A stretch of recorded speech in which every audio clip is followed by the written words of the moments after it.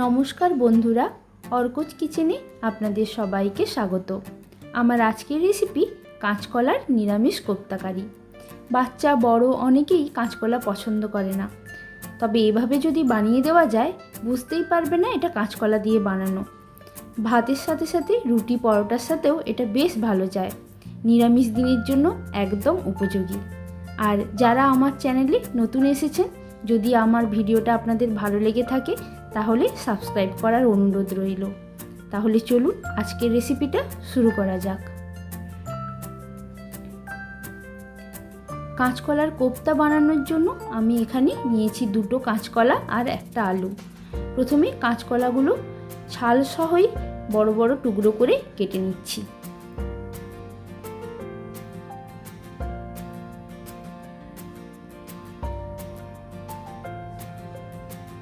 আলুটাও এখানে দুভাগ করে নিলাম। এবার সব কিছু ভালো করে একবার ধুয়ে নেব। এবার একটা কুকারে অল্প একটু জল দিলাম, আর যাতে কাঁচকলাটা কালো না হয়ে যায় তাই একটু হলুদ দিলাম। দিয়ে কাঁচকলার আলুটা দিয়ে 2টো সিটি দিয়ে সেদ্ধ করে নেব। এখানে সব কিছু সেদ্ধ হয়ে গেছে ভালোভাবে। ঠান্ডা হয়ে যাবার পর কাঁচকলার ছালটা ছাড়িয়ে নিচ্ছি। এখানে ছালগুলো আমি ফেলবো না।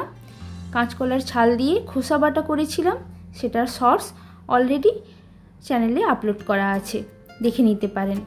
আর এখানে কাঁচকলা আর আলুটা ভালোভাবে মাখিয়ে নিচ্ছি। একদম মিহিভাবে এটা মাখতে হবে কিন্তু। এবার এর মধ্যে দিচ্ছি 1 চা চামচ আদা বাটা, কিছু কিশমিশ ছোট ছোট টুকরো করে কেটে নিয়েছিলাম সেটা দিলাম। দিচ্ছি কুচনো কাঁচা লঙ্কা, 1 চামচ ভাজা জিরের গুঁড়ো, 2 চামচ বেসন, আর দিচ্ছি স্বাদ অনুযায়ী নুন আর চিনি। এবার দিচ্ছি গরম মশলা গুঁড়ো আর 2 চামচ ডেসিকেটেড কোকোনাট আর অল্প একটু হলুদ গুঁড়ো। এখানে ডেসিকেটেড কোকোনাটের বদলে আপনারা ফ্রেশ নারকেল কোড়াও ব্যবহার করতে পারেন। তখন কিন্তু বেসনের পরিমাণটা একটু বেশি লাগবে, যাতে টাইটভাবে এটা মাখানো যায়। এবার হাতে একটু তেল মেখে নিলাম, দিয়ে ছোট ছোট টিকিয়ার আকারে এটা গড়ে নেব। আপনারা চাইলে এটা যে কোনো শেপই দিতে পারেন।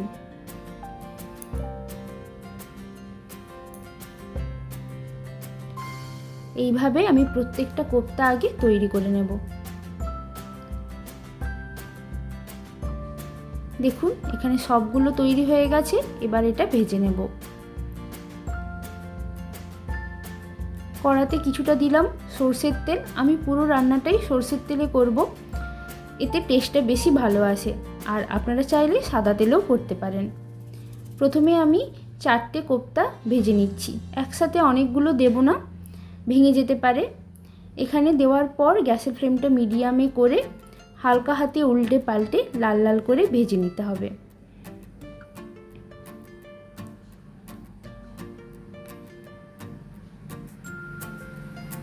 দেখুন বেশ এমনটাই লাল হবে।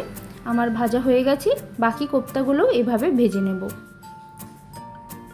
আপনারা চাইলে এই কোপ্তাগুলো এমনি ডাল ভাতের সাথে কিন্তু সার্ভ করতে পারেন, সেটাও খেতে কিন্তু বেশ ভালো লাগে। আর বাচ্চারা খেলে লঙ্কাটা স্কিপ করতে পারে। একটা ভেঙে দেখিয়ে দিচ্ছি, ভেতরটা বেশ সুন্দরভাবে ভাজা হয়েছে। এইবার কারিটা বানিয়ে নেব। এর জন্য কড়াতে যে তেলটা ছিল ওর মধ্যেই 2টো আলু আমি এরকম বড় আকারে কেটে নিয়েছি, সেটা একটু ভেজে নেব। আলুটা তুলে রাখার পর ওই অল্প তেলের মধ্যেই দিয়ে দিচ্ছি 1 চা চামচ গোটা জিরে, একটা শুকনো লঙ্কা ফাটিয়ে দিলাম, আর দিচ্ছি একটা তেজপাতা। ফোড়ন থেকে যখন সুন্দর গন্ধ বেরোবে এখানে আদা, কাঁচা লঙ্কা আর একটা টমেটো বেটে রেখেছিলাম সেটা দিয়ে দিলাম। দিচ্ছি অল্প একটু হলুদ গুঁড়ো আর লঙ্কা গুঁড়ো। এবার দেব 1/2 চা চামচ জিরে গুঁড়ো আর 1/2 চা চামচ ধনে গুঁড়ো। এবার জল দিয়ে বেশ অনেকটা সময় ধরে এটা কষিয়ে নেব। এবার স্বাদ অনুযায়ী নুন আর চিনি দিলাম। যেহেতু নিরামিষ রান্না, একটু মিষ্টি মিষ্টি হলে খেতে বেশি ভালো লাগে। মশলাটা এখানে ভালোভাবে কষানো হয়ে গেছে।